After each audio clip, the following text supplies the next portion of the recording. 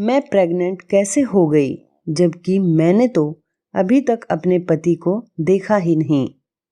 मेरी शादी एक बहुत ही अमीर खानदान में हुई थी। मैं इस वजह से बहुत खुश थी कि सारी जिंदगी मैंने अपनी ख्वाहिशों को दबाते हुए गुजारी थी। मुझे पैसे की कद्र और कीमत का अंदाजा था। हमने अपने पापा और मम्मी से हमेशा 2-2 रुपए के लिए मार खाई थी। जब मेरी शादी अमीर घराने में हुई तो मैंने कुछ नहीं कहा, किसी से कुछ नहीं पूछा कि शादी किस से करवाई जा रही है। मुझे तो इस बात की खुशी थी कि मैं ब्याह कर इस जेल से निकलकर एक बड़े से महल में जाऊंगी, जहां आगे पीछे बहुत सारे नौकर मेरी सेवा करेंगे और मैं बस उनको हुक्म दिया करूंगी। और बात भी ऐसे ही थी। मेरी बारात मेरे घर के अंदर दाखिल हुई थी तो मैं सोच भी नहीं सकती थी कि इतने स्मार्ट और महंगे महंगे कपड़े वाले लोग जो मेरे घर पर आए हैं वो मेरे ससुराल वाले हैं। उन सब के चेहरे पर बहुत ही खूबसूरती और चमक दमक थी। हमारा मोहल्ला तो गरीबों का मोहल्ला था। हमने तो मेकअप भी सस्ते वाला करा रखा था।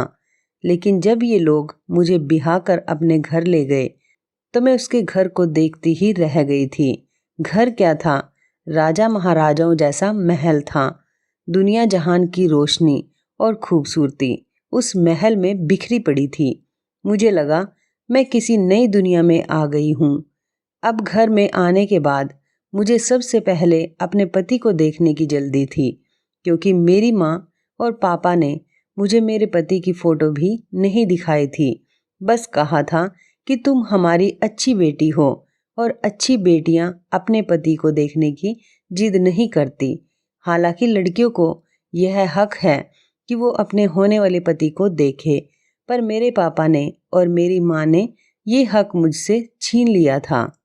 जब मैं अपने ससुराल में दाखिल हुई तो मेरा स्वागत मेरे पति के बजाय मेरी सास ने किया था और मुझे मेरे पति के कमरे में बिठाने की बजाय सास के कमरे में ही बिठा दिया गया।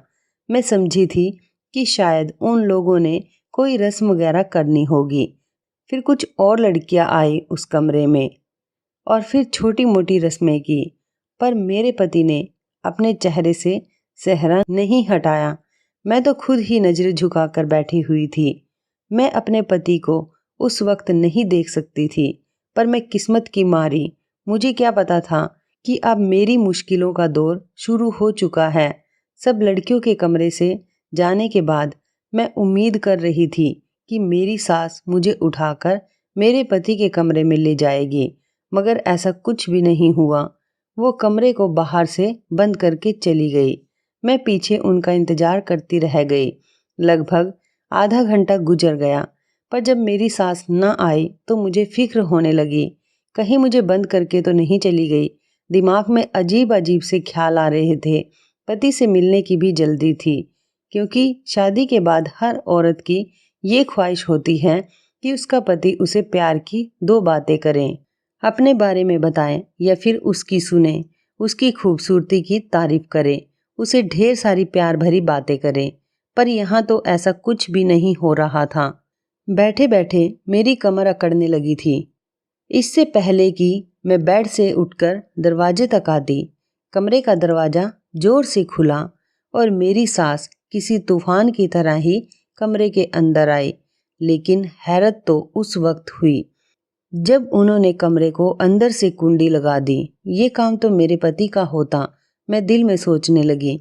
मैंने अपनी नजरें उठाकर अपनी सास की तरफ देखा तो वो मेरे करीब आकर बैठ चुकी थी। मेरी सास मुझे बहुत ही गौर से देख भी रही थी। फिर थोड़ी देर बाद बोली, बेटा, मैं अच्छी तरह जानती हूँ कि तुम्हारे मन में क्या चल रहा है।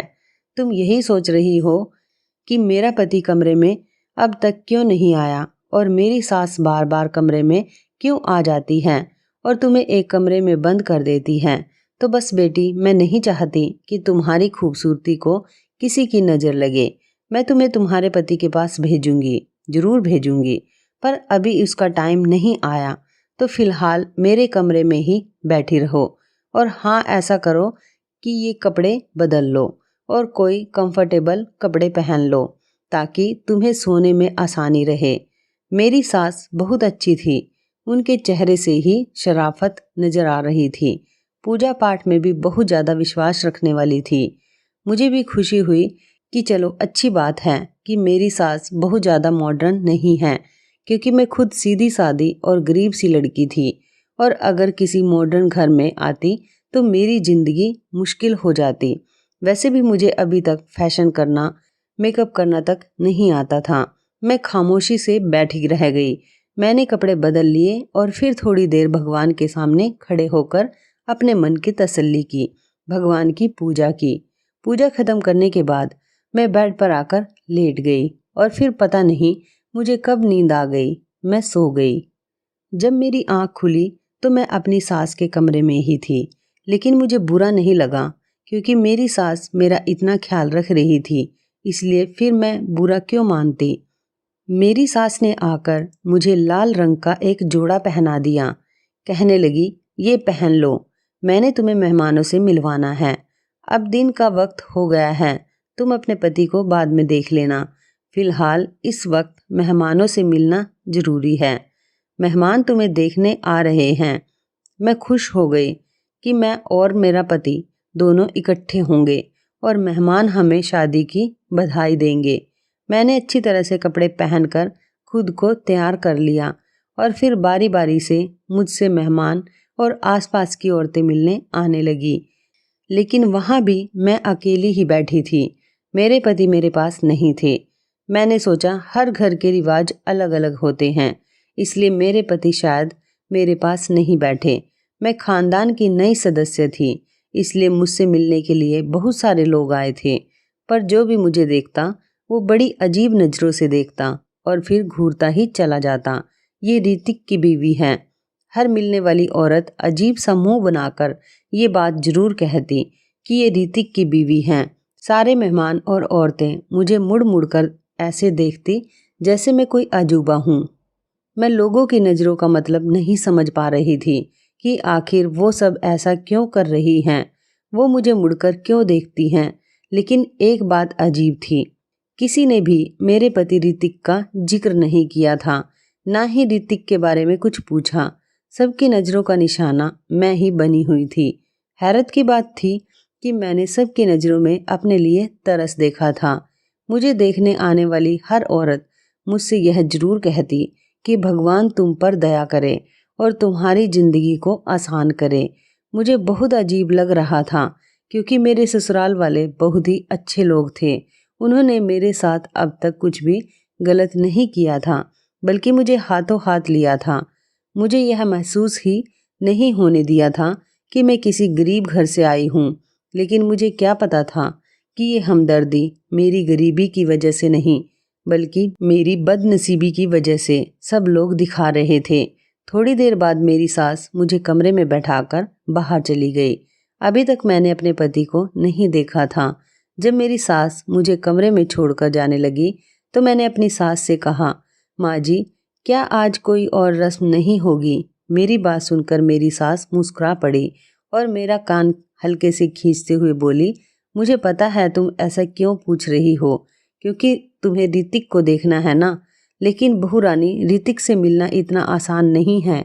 ऋतिक से मिलने के लिए, उसका चेहरा देखने के लिए तो तुम्हें बहुत सारे इम्तिहानों से गुजरना पड़ेगा।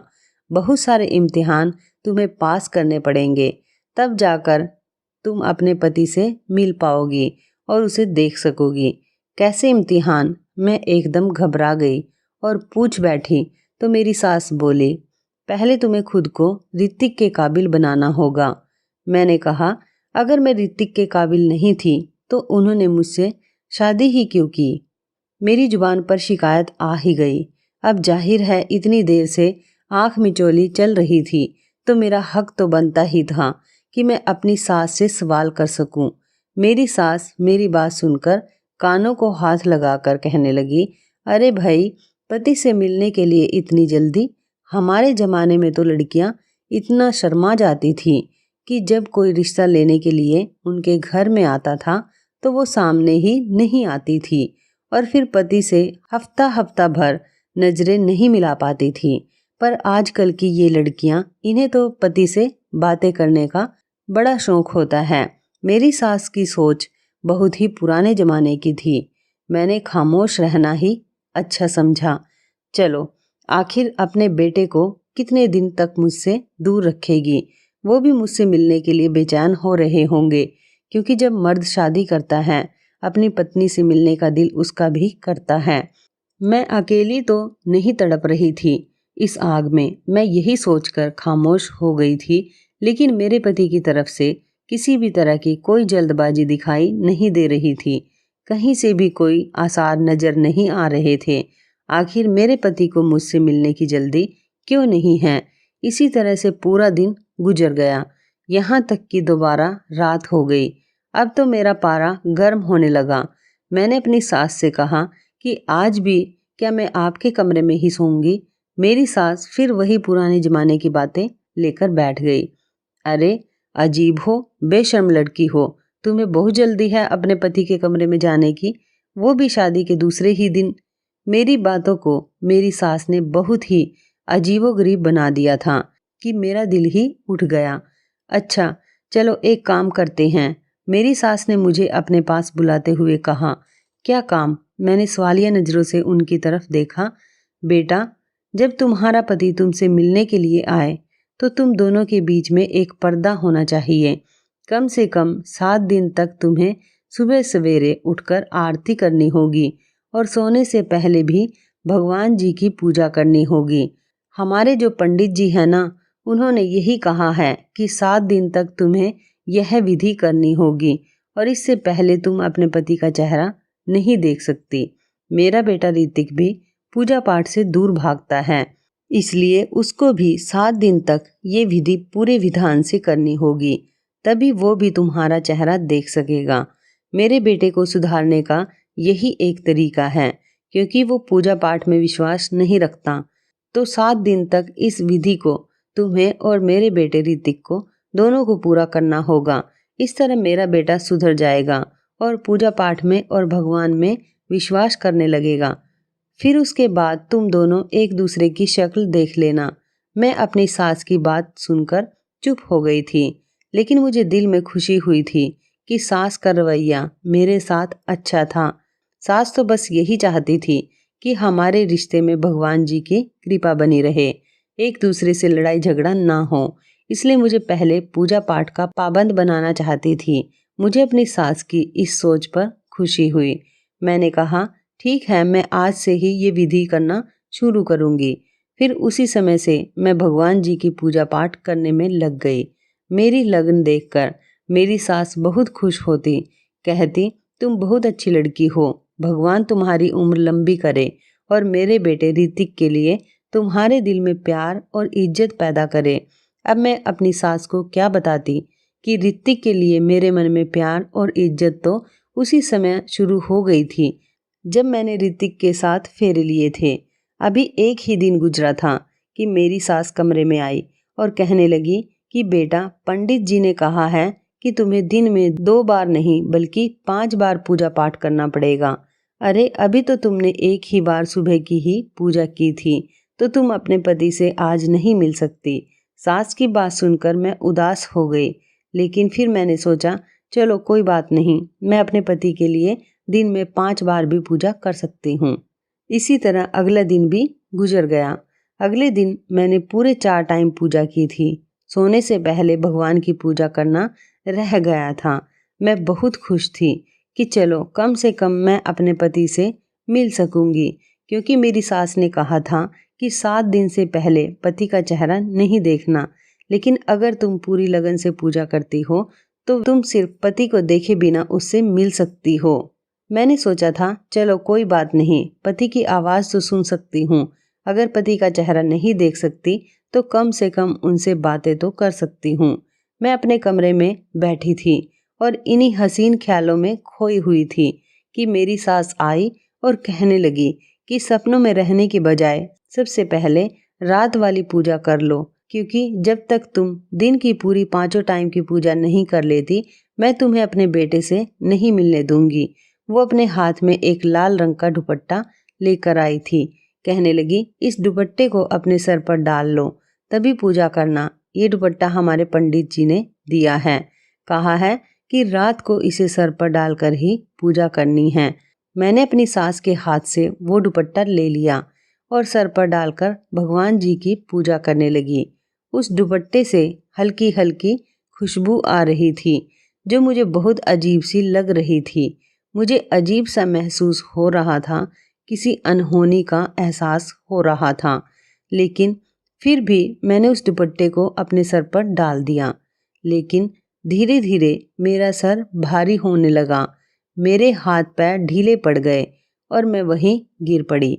मुझे महसूस हुआ जैसे किसी ने मुझे गोद में उठाकर बेड पर लिटा दिया। फिर पूरी रात ऐसे ही निकल गई। समझ ही नहीं आ रहा था कि मैं सोई हूँ या जागी हूँ।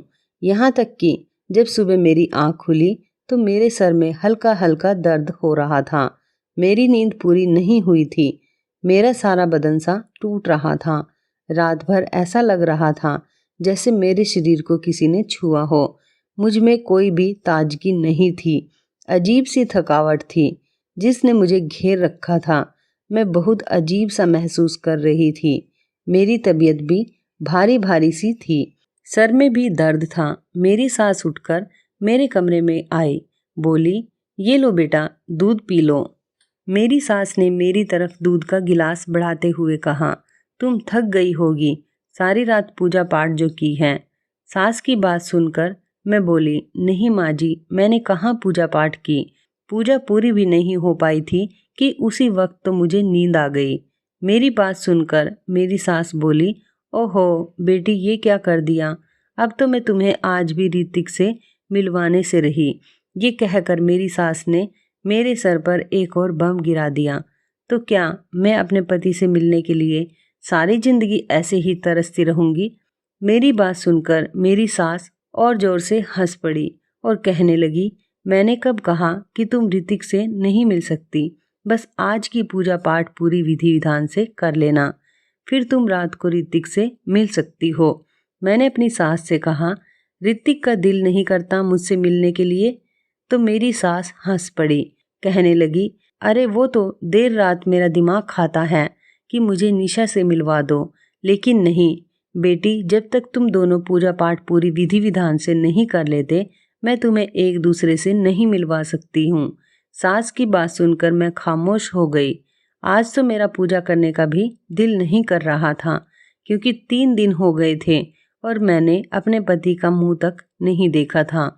एक अजीब सा सिलसिला शुरू हो चुका था। अब दिन में 4 बार पूजा करती, लेकिन रात की पूजा करने के बाद मेरी सास मेरे कमरे में आती और कहती कि बेटी, आज मैं तुम्हारे लिए यह फलाना चीज खाने को लाई हूँ, ये तुम खा लो। मैं वो चीज खा लेती और उसे खाते ही मुझे नींद आ जाती। मेरी सास कभी खजूर लेकर आ जाती, तो कभी दूध की प्याली, तो कभी खीर, कभी शरबत। सास की लाई हुई चीजों को खाते ही मैं नींद की आगोश में चली जाती। फिर पूरी रात सोई रहती और न जागती रहती। बस ऐसा लगता कि मेरे पास कोई है। ऐसा लगता जैसे रात में मेरे साथ कोई सोता है। मैं किसी को अपनी आगोश में महसूस करती थी, लेकिन नींद खुलते ही मैं फिर अकेली होती। एक रात मैंने सोच लिया कि मैं सच्चाई जानकर रहूंगी कि आखिर रात को मेरे पास कौन होता है। मेरी सास मुझे सुलाने वाली चीजें क्यों खिलाती है। और फिर रात होते ही जैसे ही मेरी सास मेरे पास आई, कहने लगी, बेटा, मैं तुम्हारे लिए यह जूस लेकर आई हूँ, इसे पी लो, तुम्हें ताकत मिलेगी। देखो दिन पर दिन तुम कैसी कमजोर होती जा रही हो। मैंने उनकी तरफ देखा भी नहीं और अपनी सास से बोली, नहीं माँ जी, आज जूस पीने का बिल्कुल भी मन नहीं कर रहा, आप इसे वापस ले जाएं।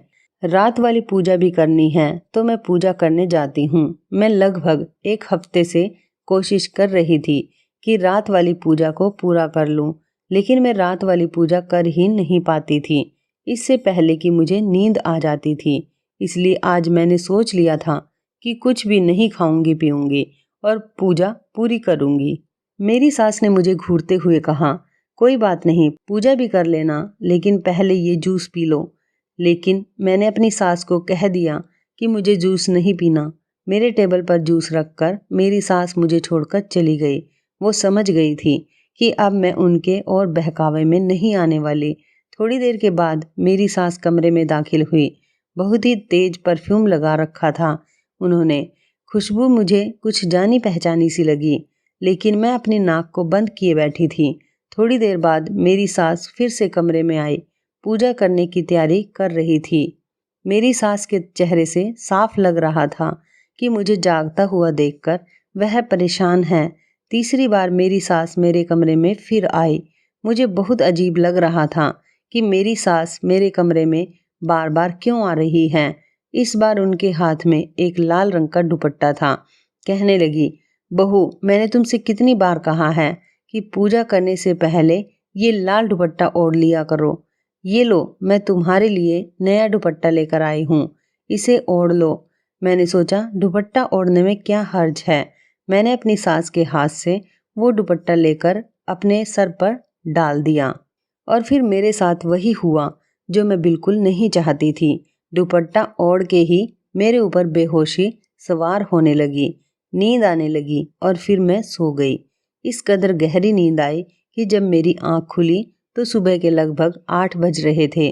मुझे लेट उठना बिल्कुल भी पसंद नहीं था, लेकिन आज मैं लेट उठी थी। फिर भी मेरा मूड बिल्कुल भी खराब नहीं था, बिल्कुल बहुत अच्छा था, बल्कि बहुत अच्छा था, क्योंकि मुझे पता था कि अब आगे मुझे क्या करना है, मेरा अगला कदम क्या होगा। अपनी सास की चालाकियों से मैंने कैसे बचकर निकलना है। मैंने सोच लिया था कि मैं अब ये पर्दाफाश करके ही रहूंगी। तो फिर मैंने ऐसा ही किया। रात का वक्त हो गया। रात होते ही मेरी सास की आवाजाही मेरे कमरे में बढ़ने लगी। मैंने बिस्तर पर तकिया रखा और वहीं लेट गई। मैंने सोने का नाटक किया, क्योंकि मेरी सास रोज मुझे किसी न किसी बहाने सुला देती थी और मैं आज खुद ही सो गई। अपनी सास को दिखा दिया कि मैं सो चुकी हूँ, ताकि वो मुझे सुलाने वाली चीजें ना खिलाएं। अभी लगभग 10 मिनट ही गुजरे होंगे मुझे सोने का नाटक करते हुए कि कमरे के अंदर हलचल महसूस हुई। मेरे कमरे का दरवाजा खुला, फिर कुंडी लगाने की आवाज आई। किसी के भारी कदमों की आवाज मेरे कानों में पड़ रही थी, पर मैं आंखें खोलकर नहीं देख सकती थी। फिर मैंने देखा कोई धीरे धीरे चलते हुए मेरे करीब आया है। ये कोई मर्दाना कदम थे जो मुझे महसूस हो रहे थे। तभी मेरे कान एकदम से खड़े हो गए, क्योंकि किसी ने मुझे छुआ था। मुझसे बर्दाश्त नहीं हुआ। मैंने अपनी आंखें खोलकर सामने देखा, जो कि बर्दाश्त से बाहर था। सामने खड़े इंसान को देखकर मेरे सर पर आसमान गिर पड़ा। मैं सोच भी नहीं सकती थी कि मेरी सास मेरे साथ इतना बड़ा धोखा कर सकती है। मेरी आंखों से टप टप आंसू बहने लगे। मैंने शादी के बारे में क्या क्या सोचा था और मेरे साथ क्या हो गया। भगवान, मैं कहाँ फंस गई। मैंने दिल ही दिल में सोचा। मेरे दिल की धड़कन तेज हो चुकी थी। मैं बेड से उतरकर किसी बात की परवाह ना करते हुए कमरे से भागी और भागती हुई बाहर आ गई। मेरी सास ने मुझे देखा तो वो हक्का बक्का रह गई। उनके चेहरे का रंग पीला पड़ गया। मैं अपनी सास से बोली, आपने मेरे साथ इतना बड़ा धोखा किया, आपको शर्म नहीं आई? अगर मेरी जगह आपकी बेटी होती तब भी क्या आप यही करती? मेरी आंखों से लगातार आंसू बहे जा रहे थे। आपने अपनी औलाद पैदा करने के लिए ये सब कुछ किया। मैं सोच भी नहीं सकती थी कि आप लोग इतना नीचे गिर जाएंगे, इतने घटिया निकलेंगे। मेरी बात सुनकर मेरी सास मेरे पास आई और मेरे हाथ को थामते हुए कहने लगी, बेटी, भगवान के लिए ऐसी बातें ना करो। मैंने तुम्हारा चेकअप कराया था। तुम थकी थकी सी रहती थी, तुम्हें चक्कर आते थे। तुम्हें याद है ना, उस दिन हमारे घर एक दाई आई थी, उसी ने तुम्हारा चेकअप किया था। उसने बताया कि तुम पेट से हो। मेरी सास ने मेरे सिर पर एक और बम फोड़ दिया। ये क्या कह रही हैं आप? आपने तो कहा था कि मेरे बेटे से मिलने के लिए तुम्हें ना जाने क्या क्या इम्तिहान पास करने पड़ेंगे। फिर मैं पेट से कैसे हो गई? आप ये कैसे कह सकती हैं कि मैं आपके बेटे की बच्ची की माँ बनने वाली हूँ? आपको एहसास भी है कि आप क्या कह रही हैं? मेरी सास मेरी बात सुनकर सर झुकाकर बोली, बेटी, मैं क्या करती, मैं मजबूर थी। औलाद की खुशी किसे नहीं चाहिए होती।